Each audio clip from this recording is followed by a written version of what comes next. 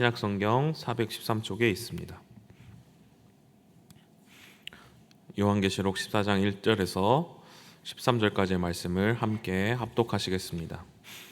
또 내가 보니 보라, 어린 양이 시온산에 섰고 그와 함께 14만 4천이 서 있는데 그들의 이마에는 어린 양의 이름과 그 아버지의 이름을 쓴 것이 있더라. 내가 하늘에서 나는 소리를 들으니 많은 물소리와도 같고 큰 우레소리와도 같은데 내가 들은 소리는 검은 고 타는 자들이 그 검은 고를 타는 것 같더라. 그들이 보좌 앞과 네 생물과 장로들 앞에서 새 노래를 부르니 땅에서 속량함을 받은 14만 4천 밖에는 능히 이 노래를 배울 자가 없더라. 이 사람들은 여자와 더불어 더럽히지 아니하고 순결한 자라. 어린 양이 어디로 인도하든지 따라가는 자며 사람 가운데에서 속량함을 받아 처음 익은 열매로 하나님과 어린 양에게 속한 자들이니 그 입에 거짓말이 없고 흠이 없는 자들이더라. 또 보니 다른 천사가 공중에서 날아가는데 땅에 거주하는 자들 곧 모든 민족과 종족과 방언과 백성에게 전할 영원한 복음을 가졌더라. 그가 큰 음성으로 이르되 하나님을 두려워하며 그에게 영광을 돌리라. 이는 그의 심판의 시간이 이르렀음이니 하늘과 땅과 바다와 물들의 근원을 만드신 이를 경배하라 하더라. 또 다른 천사 곧 둘째가 그 뒤를 따라 말하되 무너졌도다 무너졌도다 큰 성 바벨론이여 모든 나라에게 그의 음행으로 말미암아 진노의 포도주를 먹이던 자로다 하더라. 셋째가 그 뒤를 따라 큰 음성으로 이르되 만일 누구든지 짐승과 그의 우상에게 경배하고 이마에나 손에 표를 받으면 그도 하나님의 진노의 포도주를 마시리니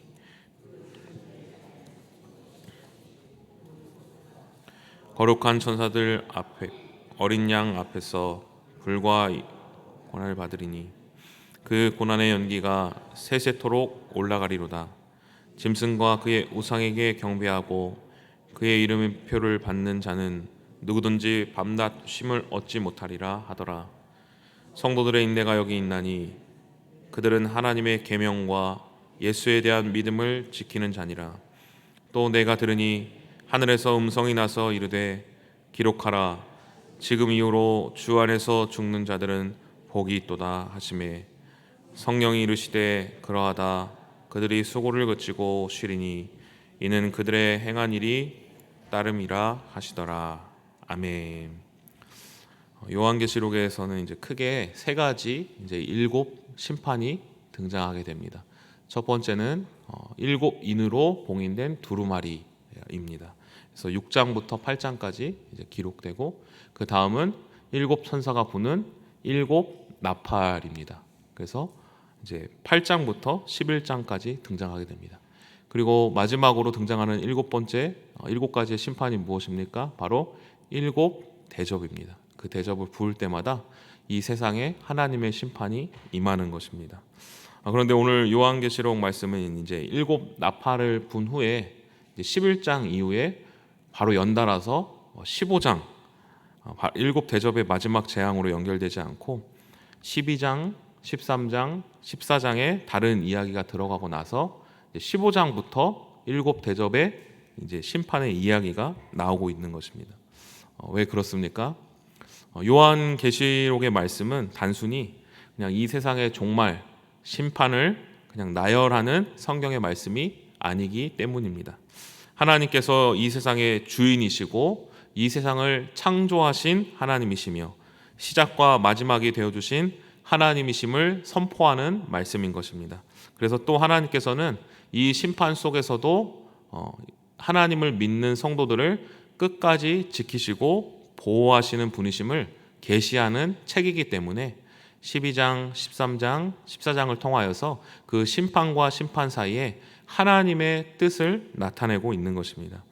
그래서 사도 요한은 일곱째 천사의 나팔 소리 이후에 일곱 대접의 심판이 시작되지만 이 세상이 이렇게 끝날 것이 아니라 성도가 무엇을 집중해야 하는지, 무엇을 바라보아야 하는지를 강조하고 말씀하고 있는 것입니다.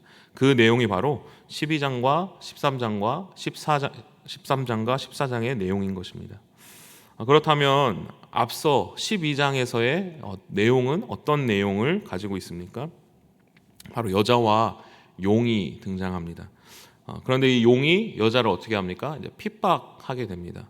치열하게 싸우게 됩니다. 이 여자는 누구를 나타내고 있는 것입니까? 바로 하나님을 믿는 성도들, 하나님을 주로 고백하는 교회를 나타내는 것입니다.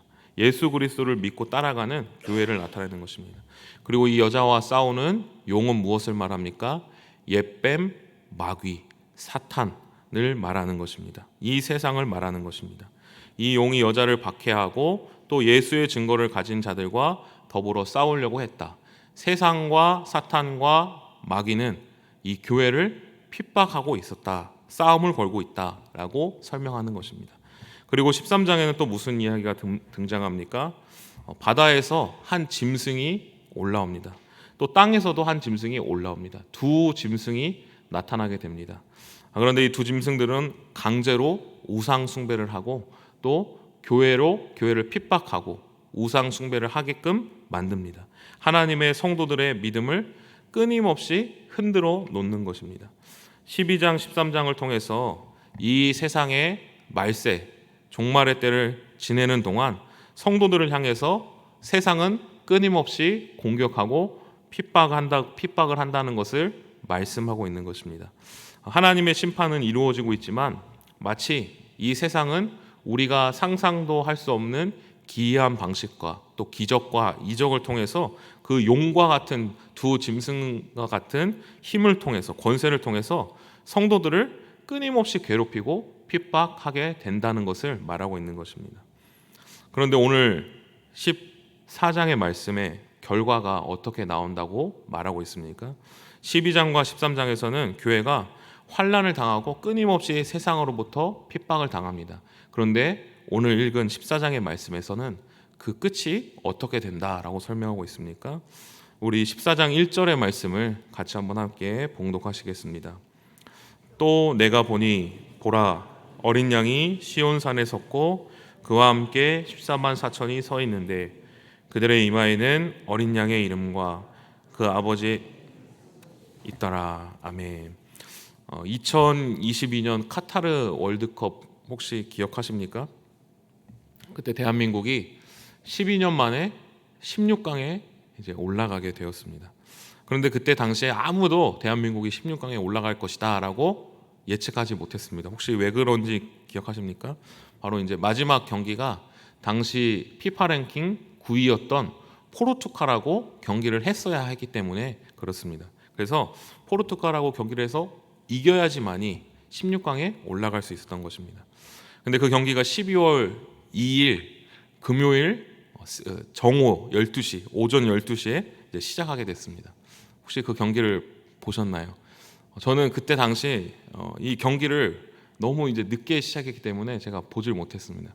그래서 그 다음날 딱 새벽에 일어났는데 뉴스를 딱 봤는데 어떻습니까? 16강에 한국이 갔다라는 그 뉴스를 본 것입니다. 그 후에 이제 제가 아침 이제 시간을 보내고 오후쯤에 이제 경기를 한번 다시 봤습니다. 그런데 5분 만에 포르투갈의 호날두가 골을 넣게 된 것입니다. 계속 그리고 포르투갈로부터 공격을 당하는 것입니다. 그때 제 마음이 어떻겠습니까? 아유 졌다. 아유 그냥 이렇게 좌절했을까요? 그리고 꺼버렸을까요? 아무렇지도 않았습니다. 언제 골 넣나 그냥 이렇게 본 것입니다. 왜 그렇습니까? 이미 알기 때문이죠. 16강 갔다는 것을 이겼다는 것을 알기 때문에 편하게 봤던 것입니다.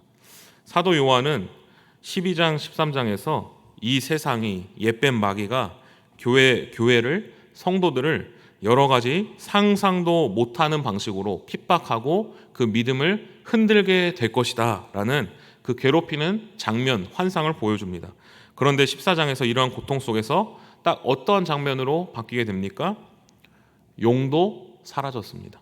옛뱀도 사라졌습니다. 두 짐승도 다 사라졌습니다. 오직 누구만 남았습니까? 어린 양과 함께 14만 4천이 모든 하나님의 성도가 시온산에서 같이 서 있었다 라고 말하고 있는 것입니다. 이 말은 무슨 뜻입니까?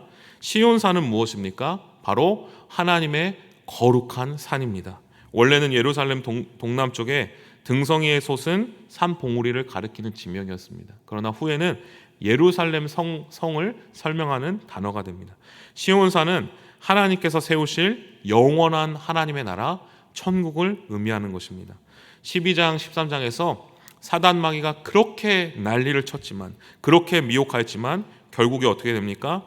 예수 그리스도를 주로 고백하고 그 믿음을 지킨 자는 결국엔 하나님이 세우신 시온상에, 하나님이 이 땅에 영원한 하나님의 나라에 예수 그리스도와 함께 설 것이다 라고 설명한 것입니다.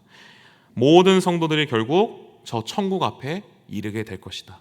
이 세상은, 그 권세 있는 자들은 결국엔 사라질 것이다 라고 설명하는 것입니다. 사도 요한은 성도들에게 미리 결과를 이야기해 주는 것입니다. 지금 전쟁이 이렇게 치열하지만, 지금 싸움이 이렇게 맹렬하지만 이 세상의 권세는 이미 예수 그리스도의 십자가 앞에서 무너졌다, 패배했다. 성도는 반드시 승리한다. 우리는 지지 않는다. 우리가 예수 그리스도를 향한 믿음을 굳게 붙잡고 있을 때 우리는 그 끝내 저 천국에 서게 될 것이다. 믿음을 지켜라 라고 말씀하고 있는 것입니다. 우리가 터널을 통과할 때 빛이 사라지고 어둠에 있다고 해서 아이고 어둠 이거 어떡하지? 어둠에 있나 보다 하고 멈추지 않습니다. 오히려 어떻게 합니까? 앞으로 더 열심히 전진하는 것입니다. 왜 그렇습니까? 터널에는 반드시 끝이 있기 때문입니다. 우리 성도님들께서도 이 세상을 살아가면서 우리의 믿음을 의심하게 하고 흔들게 하는 것들이 있는 줄로 믿습니다. 이 세상의 권세가 마치 너무나도 강한 것처럼 보입니다. 성도는 너무나도 미약해 보이는 것처럼 보입니다. 우리 앞에 놓여있는 문제들, 고난들이 마치 큰 용처럼 보일 때가 있습니다. 그러나 그것은 하나님의 계획 안에서 그냥 지나가는 문제인 줄로 믿습니다. 이 고난은 오히려 우리를 승리로 인도하여 줄 줄로 믿습니다. 그렇기 때문에 우리는 어떻게 해야 하는 것입니까? 지금 내가 처한 상황에서도 하나님을 향한 믿음을 포기하지 않고 끝까지 주님만을 바라보며 주님을 향한 예배 자리, 기도의 자리, 믿음의 자리를 놓치지 않고 내 문제보다 크신 하나님만을 굳게 붙잡고 전진해야 하는 것입니다. 우리가 이 세상의 권세에 유혹당하지 않고 믿음을 지키고 때로는 우리가 넘어질지라도 다시 믿음을 붙잡고 살아갈 때 오늘 요한계시록 14장 1절의 말씀처럼 우리도 예수님과 저 천국에 같이 서게 될 줄로 믿습니다. 끝까지 믿음을 지켜서 믿음의 경주를 완주하는 우리 모든 성도님들 되시기를 간절히 소망합니다. 그렇게 마지막 때에 승리를 경험한 성도들은 무엇을 합니까? 하나님을 찬양합니다. 이렇게 찬양을 할 수 있는 사람이 누구라고 오늘 성경의 말씀은 설명하고 있습니까? 우리 14장 3절의 말씀을 같이 한번 함께 봉독하시겠습니다. 그들이 보좌 앞과 내 생물과 장로들 앞에서 새 노래를 부르니 땅에서 속량함을 받은 14만 4천 밖에는 능히 이 노래를 배울 자가 없더라. 아멘. 마지막 예수님과 함께 시온산에 설 수 있는 사람들은 14만 4천 밖에 없다라고 설명하고 있습니다. 14만 4천은 무엇을 말하고 있는 것입니까? 이것은 실제로 딱 그 숫자를 이야기하는 것이 아닙니다. 하나님의 택함을 받은 무수히 많은 성도들을 상징하는 숫자입니다. 그런데 이 14만 4천 명이 어디에 등장합니까? 바로 요한계시록 7장의 말씀에 등장합니다. 한 천사가 하늘에서 내려와서 하나님의 성도들에게 이마에 인을 치게 됩니다. 그리고 나서 7 나팔의 심판과 세상의 유혹이 이 세상에 닥쳐오는 것입니다. 그런데 오늘 시온산에도 하나님의 천사가 인친 14만 4천이 동일하게 서 있다라고 말하고 있습니다. 이 말은 무슨 말입니까? 하나님께서 하나님의 인을 친 성도들의 믿음을 끝까지 심판 중에도 이 세상의 환난 중에도 유혹 중에도 보호하여 주시고 승리로 인도하여 주시는 하나님이시라는 말씀입니다. 우리 안에 예수님을 나의 구주라고 고백하는 믿음이 있습니까? 그 믿음을 하나님께서 어떤 상황 가운데서도 우리가 저 천국 가는 그날까지 붙들어 주시고 지켜주실 줄로 믿습니다. 나의 믿음을 나만이 지키는 것이 아니라 하나님께서도 나의 믿음을 붙들어 주시고 저 천국에 서는 날까지 우리를 견인하여 주시는 하나님이신 것입니다. 오늘 말씀에 이 세상에 환난과 유혹이 없다라고 말하지 않습니다. 이 세상은 점점 더 악해지고 점점 더 유혹하고 교회와 성도를 핍박하고 우리의 믿음을 세상의 염려로 흔들리게 한다고 말씀하고 있습니다. 그러나 우리는 두려워할 필요가 없습니다. 왜 그렇습니까? 예수 그리스도께서 이미 십자가 위에서 승리하셨기 때문입니다. 그리고 우리는 그 예수 그리스도의 승리를 믿는 자들이기 때문입니다. 그래서 우리의 믿음이 흔들리지 않고 오직 주님만을 바라보며 담대히 나가는 우리 모든 성도님들 되시기를 간절히 소망합니다. 또 주님께서 인친 백성들을 믿음을 지켜주십니다. 주님이 나를 승리로 인도하여 주시는 분이심을 믿고 주님만을 바라보며 담대히 나가는 오늘 이 하루 되기를 간절히 소망합니다. 기도하시겠습니다. 살아계신 하나님, 은혜를 감사드립니다. 이 세상은 우리를 시험하고 유혹하나 예수 그리스도의 믿음을 붙들고 살아가는 성도는 반드시 승리할 줄로 믿습니다. 하나님께서 인치신 백성들의 믿음을 붙들어 주시고 저 천국까지 끝까지 견인하여 주시는 하나님이심을 믿고 때로는 내 앞에 고난의 길이 펼쳐지더라도 어려운 상황과 어려운 환경이 우리에게 닥쳐올지라도 믿음을 포기하지 않고 끝까지 주님만을 붙들고 승리하는 거룩한 성도 되게 하여 주옵소서. 예수님의 이름으로 기도합니다. 아멘. 다 함께 주님께서 가르쳐준 기도하겠습니다. 하늘에 계신 우리 아버지, 아버지의 이름을 거룩하게 하시며 아버지의 나라가 오게 하시며 아버지의 뜻이 하늘에서와 같이 땅에서도 이루어지게 하소서. 오늘 우리에게 일용할 양식을 주시고 우리가 우리에게 잘못한 사람을 용서하여 준 것 같이 우리 죄를 용서하여 주시고 우리를 시험에 빠지지 않게 하시고 악에서 구하소서.